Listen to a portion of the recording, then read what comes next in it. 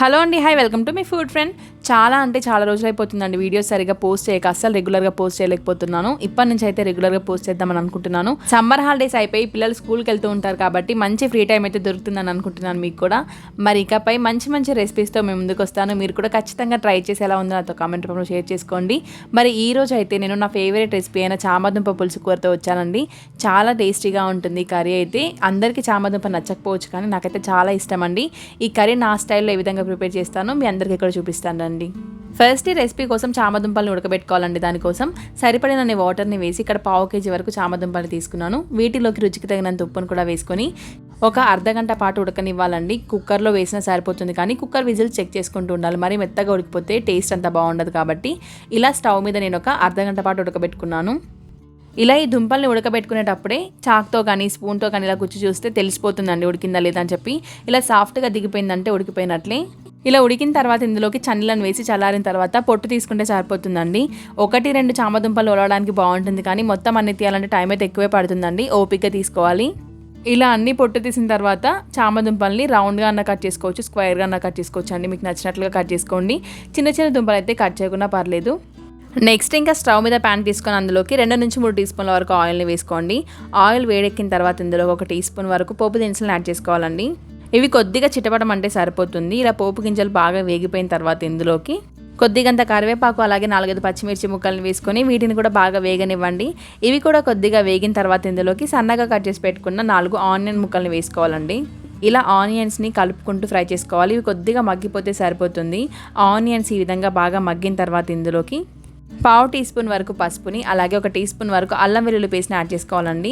మంటని మీడియం ఫ్లేమ్లో ఉంచి ఈ అల్లం వెల్లుల్లి పేస్ట్ అనేది పచ్చివాసన పోయేంత వరకు కలుపుకుంటూ ఫ్రై చేసుకోవాలి. ఈ అల్లం వెల్లుల్లి పేస్ట్ ఇలా కొద్దిగా అడుగంటిందంటే సరిపోతుందండి, కరెక్ట్గా వేగిపోయినట్లే. ఇలా బాగా వేగిపోయిన తర్వాత ఇందులోకి ఈ విధంగా రౌండ్గా కట్ చేసి పెట్టుకున్న చామదుంప ముక్కల్ని వేసుకోవాలండి. మీరు స్క్వేర్లా కట్ చేసుకున్నా పర్లేదు, ఇలా కట్ చేసుకున్నా పర్లేదండి.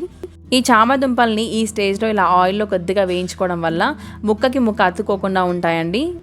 ఇలా ఈ చామదుంప ముక్కల్ని ఒక 4-5 నిమిషాల పాటు బాగా ఆయిల్లో వేయించుకోవాలండి. ఇలా వేయించుకోవడం వల్ల ఏంటంటే మనం పులుసు చేసినప్పుడు కూడా ముక్కకి ముక్క అతుక్కోకుండా, జిగురు లేకుండా కర్రీ అయితే చాలా బాగుంటుంది టేస్ట్. మనం కట్ చేసేటప్పుడు ముక్కలు ఇలా అతుక్కొని ఉన్నా సరే అండి, ఇలా మనం కలుపుకుంటూ సెపరేట్ చేసుకోవాలండి ముక్కల్ని కూడా. ఈ ముక్కలన్నీ కూడా ఒక 4-5 నిమిషాల పాటు బాగా వేగిన తర్వాత ఇందులోకి మీ రుచికి తగినంత కారాన్ని వేసుకోండి. ఇక్కడైతే నేను 1.5 స్పూన్ వరకు వేశాను. అలాగే 1 టీ స్పూన్ వరకు ధనియాల పొడిని, అలాగే రుచికి తగినంత ఉప్పును కూడా వేసుకోవాలి. ఈ ఉప్పు కారం అనేది పూర్తిగా మీకు నచ్చినట్లుగా వేసుకోండి. ఈ ఉప్పు కారం ముక్కలకి బాగా పట్టేటట్టుగా 1 నిమిషం పాటు కలుపుకున్న తర్వాత ఒక 2-3 నిమిషాల పాటు మూత పెట్టేసి మగ్గనివ్వండి. ఈ ఉప్పు కారం వేగిపోయిన తర్వాత ఇందులోకి ఒక చిన్న ఉసిరికాయ సైజంత చింతపండు నుంచి తీసిన వాటర్ని వేసుకోవాలి.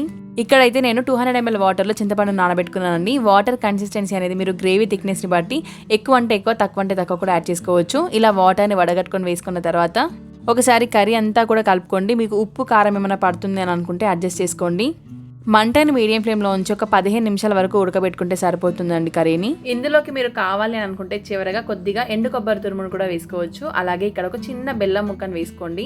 ఇంత చిన్న బెల్లం ముక్క వేసుకోవడం వల్ల టేస్ట్ ఏమైనా మారిపోతుందని అంటే ఖచ్చితంగా మారుతుందండి, చాలా బాగుంటుంది టేస్ట్. ఇంకా మూత పెట్టేసుకొని ఒక 15 నిమిషాల వరకు ఉడికించుకుంటే సరిపోతుంది. మధ్యలో మూత తీసి కలుపుతూ ఉండండి, లేదంటే అడుగు పట్టేస్తుంది. మీకు నచ్చిన కన్సిస్టెన్సీ వచ్చేంత వరకు ఉడకబెట్టుకోండి. 15 నిమిషాలు అంటే 15 నిమిషాలే అవసరం లేదు. మీరు గ్రేవీ థిక్నెస్ ఎంత కావాలి అన్న దాన్ని బట్టి కర్రీని ఉడికించుకోండి. చివరగా ఇలా ఆయిల్ పైకి వచ్చేసిన తర్వాత కొత్తిమీరని చల్లుకొని స్టవ్ ఆఫ్ చేసుకొని సర్వ్ చేసుకుంటే సరిపోతుందండి. ఎంతో టేస్టీగా ఉండే చామదుంప పులుసు రెడీ. చాలా టేస్టీగా ఉంటుందండి. వేడి అన్నంలోకి అయితే అద్దరిపోతుంది. వెంటనే కాకుండా ఒక 2-3 గంటలు ఆగి తింటే ముక్క కూడా బాగా పడుతుంది మనం చేసిన గ్రేవీ అంతా కూడా. మరి మీరెప్పుడు ట్రై చేస్తున్నారు ఈ చామదుంప పులుసుని? ట్రై చేసిన తర్వాత ఎలా కుదిరింది అనేది అదో కామెంట్ రూమ్లో షేర్ చేసుకోండి. ఇప్పటి వరకు ఈ కర్రీని తినకపోతే మాత్రం ఖచ్చితంగా ఒకసారి ట్రై చేయండి, మీకు కూడా డెఫినెట్గా నచ్చుతుంది. మరి ఈ వీడియో కనుక మీకు నచ్చినట్లయితే ఇలాంటి మంచి ఎమ్మీ అండ్ టేస్టీ వంటల కోసం మన ఛానల్ని సబ్స్క్రైబ్ చేసుకోండి. పక్కనే ఉన్న బెల్ ఐకాన్ ఆన్ చేసి పెట్టుకోండి. ఇప్పటి నుంచి రెగ్యులర్గా వీడియోస్ పోస్ట్ చేస్తాను. అప్పుడప్పుడు షార్ట్ వీడియోస్ కూడా పెడుతూ ఉంటాను, చూస్తూ ఉండండి. మరి అప్పటి వరకు keep watching me food friend and thank you for watching.